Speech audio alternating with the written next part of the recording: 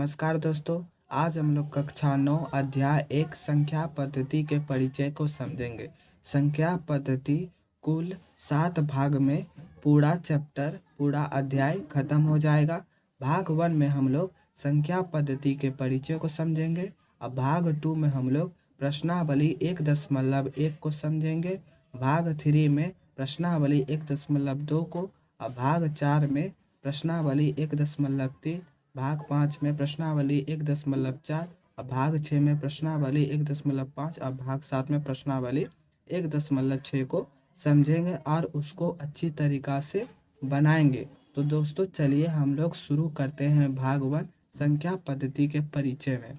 संख्या पद्धति नाम से ही पता चल रहा है दोस्तों, क्या इसमें हम लोग संख्या के बारे में जानेंगे और सीखेंगे। फर्स्ट नंबर पहला है प्राकृत संख्याएं। वस्तुओं को गिनने के लिए जिन संख्याओं का प्रयोग किया जाता है उसे प्राकृत संख्या कहते हैं। या आप इस तरह भी बोल सकते हैं, 1 से अनंत तक की संख्या को प्राकृत संख्या कहते हैं। इसे अंग्रेजी के बड़े अक्षर n से दर्शाया जाता है। समझ रहे? जैसे 1 से लेकर अनंत तक कोई भी संख्या 1 से शुरू होगा और अनंत तक चलते जाएगा, वैसे संख्याएं को हम लोग प्राकृतिक संख्या कहते हैं। उसके बाद आता है दूसरे नंबर पर पूर्ण संख्याएं। प्राकृत संख्याओं में शून्य को मिलाने पर जो संख्या प्राप्त होती है उसे पूर्ण संख्या कहते हैं। या आप इसको इस तरह भी बोल सकते हैं, 0 से अनंत तक की संख्या को, या 0 से शुरुआत होता है और अनंत तक जाता है, 0 से अनंत तक की संख्या को पूर्ण संख्या कहते हैं। और प्राकृत संख्या पूर्ण संख्या हो सकती है, लेकिन पूर्ण संख्या कभी भी प्राकृत संख्या नहीं हो सकती है, क्योंकि पूर्ण संख्या 0 से शुरू होता है। इसे अंग्रेजी के बड़े अक्षर W से दर्शाया जाता है। ठीक, उसके बाद आता है पूर्णांक संख्याएं।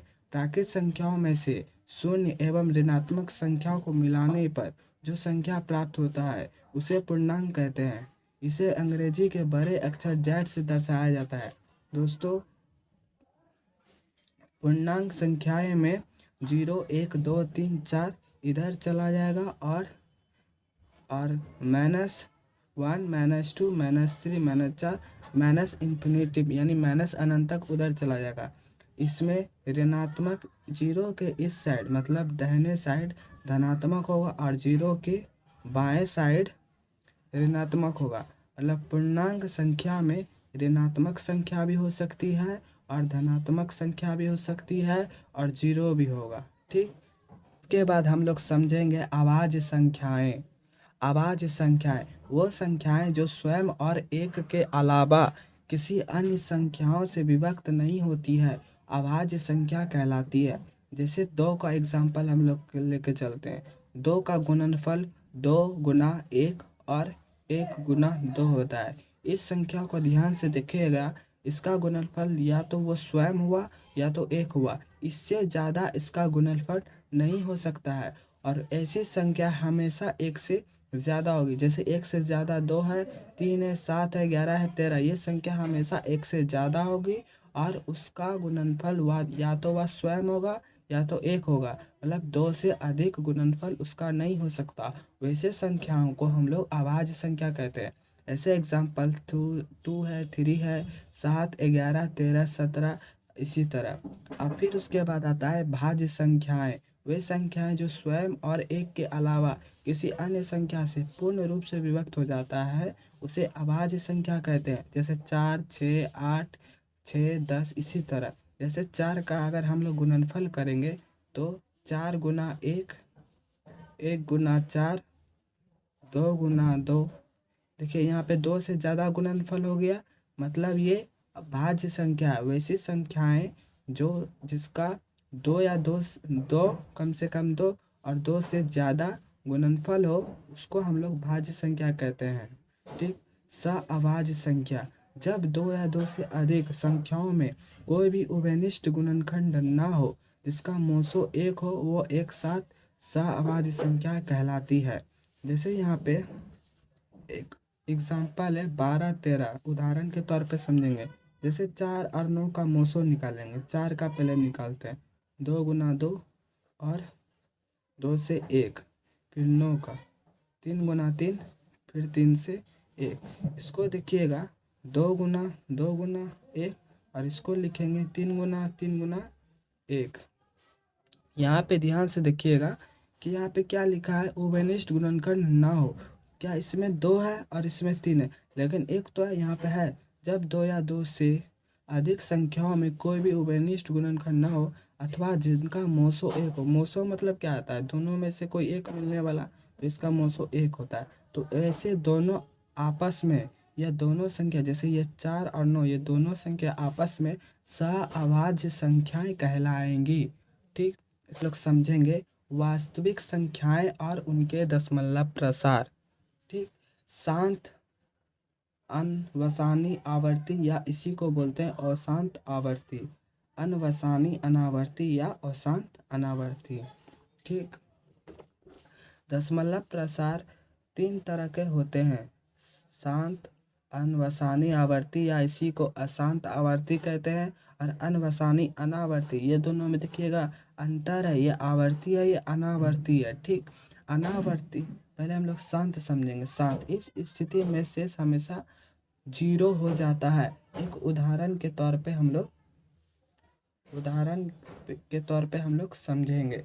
उदाहरण के तौर पे हम ले लिए, यहाँ पे ले लिए 10/3। इसको हम लोग भाग करेंगे, मतलब 3 को 10 में भाग देना है। तो 3 तिया 9, शेषफल 1 आया। यहाँ पे एक दशमलव रखें, यहाँ 0 आ गया। फिर 3 तिया 9, फिर ये क्या आ गया, 1 आया। यहाँ पे देखिएगा इसका शेष हमेशा 0 होता है, लेकिन यहाँ पे क्या 0 आ रहा है, नहीं। तो ये क्या हुआ, शांत, ये शांत दशमलव प्रसार नहीं है, ये शांत दशमलव प्रसार नहीं है। तो ये शांत दशमलव प्रसार नहीं है। हम लोग का एक उदाहरण लेते हैं जो शांत दशमलव प्रसार हो। तो हम लोग एक ले लेंगे, जैसे 1/2 ले लेते हैं। 1/2 को लेकर चलते हैं, तो 2 को 1 में भाग देना है, तो यहाँ पे 0। फिर क्या करेंगे, 1 0 यहाँ रखे, यहाँ 0 दिए, 1 नीचे आया, 1 दशमलव यहाँ रखे, जैसे यहाँ दशमलव दिए, यहाँ 0, और ये 5 से 10 कट गया। यहाँ पे देखिए शेषफल क्या आया, 0। तो ये क्या हुआ, यह शांत दशमलव प्रसार का ये उदाहरण है, मतलब 1/2 शांत का उदाहरण है। ठीक, उसी तरह हम लोग आते हैं अनवसानी आवर्ती या अशांत आवर्ती। इस स्थिति में शेष की पुनरावृत्ति होती रहती है। मतलब ये वाला एग्जाम्पल, जैसे मान लीजिए 10/3 को हम लेके एक बार पुनः इसी को लेके आगे बढ़ते हैं। तो 3 को 10 में हम लोग क्या देते हैं, भाग देते हैं। 3 को हम लोग 10 में भाग देंगे, तो 3 तिया 9 नीचे आया, यहाँ दशमलव रखे 0, फिर 3 तिया 9 नीचे आया, फिर दशमलव रखेंगे, फिर 3 तिया 9, फिर इसी तरह मतलब आते रहेगा, मतलब 3 3 3 डॉट डॉट आते रहेगा, मतलब 3 पे रेकरी। तो इसी को हम लोग बोलेंगे अनवसानी आवर्ती या अशांत आवर्ती। इस स्थिति में शेष की पुनरावृत्ति होती है। मतलब यहाँ पे देखिए शेषफल हमेशा 1 1 1 1 इसी तरह आते जाएगा, और उसका जो परिमाण होगा, वो शांत नहीं होगा, वो आगे बढ़ते जाएगा। 3.3 पे रेकरी, इसको हम लोग अनवसानी आवर्ती या अशांत आवर्ती कहेंगे। अनवसानी अनावर्ती अशांत अनावर्ती क्या है, इस स्थिति में शेषफल की पुनरावृत्ति नहीं होती है। पहला, वो तो शांत भी नहीं होता है, मतलब उसका जो परिमाण है वो चलते रहता है, और दूसरी बात शेषफल की पुनरावृत्ति भी नहीं होती है। तो इसका जैसे मान लीजिए 0.1, फिर 0 1, फिर 0 1, फिर डबल एक और 0, ये फिर इसी तरह, मतलब इसी कर्म में ये आगे बढ़ते जाएगा। इसी को हम लोग कहेंगे अनवसानी अनावर्ती या अशांत अनावर्ती। ये हो गया। अब हम लोग यहाँ पे समझेंगे शांत और अनवसानी आवर्ती या अशांत आवर्ती, ये दोनों परिमेय संख्या कहलाती है। यह दोनों परिमेय संख्या कहलाती है, और ये अपरिमेय संख्या कहलाती है। दोस्तों इसको ध्यान में रखिएगा, अपरिमेय संख्या कहलाती है। ठीक। अब हम लोग परिमेय और अपरिमेय क्या है उसके बारे में समझेंगे। हम लोग परिमेय संख्याओं को समझेंगे। वे संख्याएं जिसे हम p/q के रूप में लिख सकते हैं जहां q 0 के बराबर नहीं होगा। और यहाँ p और q दोनों क्या होगा? पूर्णांक। p एवं q पूर्णांक होना चाहिए। ठीक, पूर्णांक होना चाहिए, इस बात का भी ध्यान रखना है। वे संख्याएं जिसे हम p/q के रूप में लिख सकते हैं जहां q 0 के बराबर नहीं होगा और p एवं q का मान पूर्णांक में होगा। जैसे 2/4, ये क्या है? 2/4, 2 भी एक पूर्णांक है, धनात्मक पूर्णांक है, और 4 भी पूर्णांक है, धनात्मक पूर्णांक है, और q का वैल्यू, q का मान यहाँ पे 0 नहीं है। तो ऐसे संख्याओं को हम लोग बोलेंगे परिमेय संख्या। मतलब भिन्न के रूप में जो भी संख्या होगी, मतलब उसमें शर्त यह है कि जो हर होगा वो q इक्वल टू, मतलब q के बराबर q 0 के बराबर नहीं होना चाहिए, और अंश क्या होना चाहिए? एक धनात्मक या ऋणात्मक पूर्णांक होना चाहिए, मतलब पूर्णांक होना चाहिए। 0 भी तो पूर्णांक है, क्या एक परिमेय संख्या है? तो हम लोग बोलेंगे हाँ, 0 एक परिमेय संख्या है क्योंकि 0 पूर्णांक है। ठीक, और इसके नीचे 0/1 या 0/2 हम कुछ भी लिख सकते हैं। यहाँ पे q का मान 0 नहीं है, मतलब परिमेय संख्या एक 0 हो सकता है। ठीक, -4, क्या -4 परिमेय संख्या है? हाँ कहेंगे, बोलेंगे हाँ एक परिमेय संख्या है क्योंकि माइनस पूर्णांक है, क्योंकि ये ऋणात्मक पूर्णांक है, और इसमें q का मान 0 नहीं है, क्योंकि किसी भी संख्या के नीचे अगर कुछ नहीं रहता तो उसके नीचे 1 होता है। ठीक, अगर हम लोग किसी संख्या में 0 से भाग देते हैं तो उसका वैल्यू अपरिभाषित हो जाता है, इसलिए यह परिमेय संख्या नहीं है। ठीक, इस बात को ध्यान रखिएगा। अब हम लोग आते हैं अपरिमेय। वे संख्याएं जिसे हम p/q के रूप में नहीं लिख सकते हैं उसे हम लोग अपरिमेय संख्या कहते हैं। जैसे √2, ठीक, जैसे √3, √5, जितने भी रूट है, मतलब जितने भी वर्गमूल है, वो पूर्ण वर्गमूल नहीं होना चाहिए। वे सभी संख्या अपरिमेय संख्या है। आपसे एक सवाल है, क्या पाई एक अपरिमेय संख्या है? तो हम लोग बोलेंगे हाँ, पाई एक अपरिमेय संख्या है क्योंकि यह अनवसानी अनावर्ती में आता है, अशांत अनावर्ती में आता है। ठीक, अब यहाँ पे 0.1, 01, 001 या 00001, ये भी संख्या अगर इस तरह करके सीरीज आएगा, कहीं भी इस तरह क्रम से चलते जाएगा, 00, फिर 30, फिर 40, इस तरह, तो वैसे संख्या को भी हम लोग बोलेंगे अपरिमेय। घातांक नियम को समझेंगे, घातांक नियम फर्स्ट को समझेंगे और उदाहरण के तौर पर भी एकक को बनाएंगे। जैसे यहाँ पे देख लीजिए, घातांक और घात किसको बोलेंगे? देखिए यहाँ पे a पे पावर क्या है? a पे घात m है, तो इसको हम लोग बोलेंगे घात, और इसको हम लोग बोलेंगे घातांक। समझ रहे हैं? नीचे वाले को घातांक और जो पावर यानी जो ऊपर में रहता है उसको घात कहते हैं। अगर इस तरह करके दे, घातांक क्या हो? सेम हो, एक जैसा हो, और घात अलग अलग हो, तो उसको हम लोग a पे पावर a पर घात m प्लस n लिख सकते हैं। यहाँ पे जैसे 2 पे 3 है गुना 2 पे 4 है, तो हम लोग इसको 2 3 प्लस 4, 3 जोड़ 4 लिख सकते हैं। इसको 3 पे घात 7 हम लोग लिख सकते हैं। उसी तरह यहाँ समझेंगे, घातांक पे m और इस तरह है, तो हम लोग इसको जैसे एक एग्जांपल समझेंगे।